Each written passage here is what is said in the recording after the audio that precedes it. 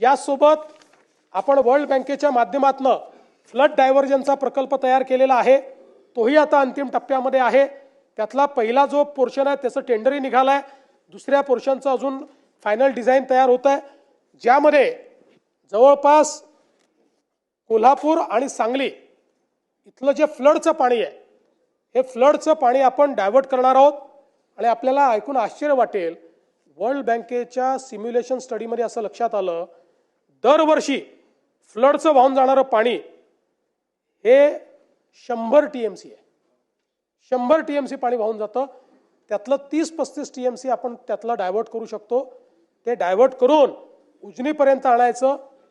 पश्चिम महाराष्ट्रातले जे काही दुष्काळी तालुके आहेत आणि उजनीतनं पुन्हा मराठवाड्यातले लगतचे जे तालुके आणि जिल्हे आहेत त्याच्यामध्ये पाणी न्यायचं, अशा प्रकारचा हा फ्लड डायव्हर्जनचा प्रोजेक्ट आहे। वर्ल्ड बँकेने याला सगळ्या प्रकारची मान्यता दिली आहे, त्याला निधी देखील वर्ल्ड बँक देतोय। आणि यामुळे मला असं वाटतं की पुढच्या काळामध्ये हे सगळे प्रकल्प, आणि मी असं म्हणत नाही हे जनरेशनल प्रकल्प आहेत, यातल्या काही प्रकल्पांना 7 वर्ष लागतील, काहींना 8 वर्ष लागतील, पण हे प्रकल्प झाल्यानंतर दुष्काळ हा महाराष्ट्रामध्ये भूतकाळ होईल आणि विदर्भ मराठवाड्यातला दुष्काळ हा नेहमीकरता संपुष्टात येईल।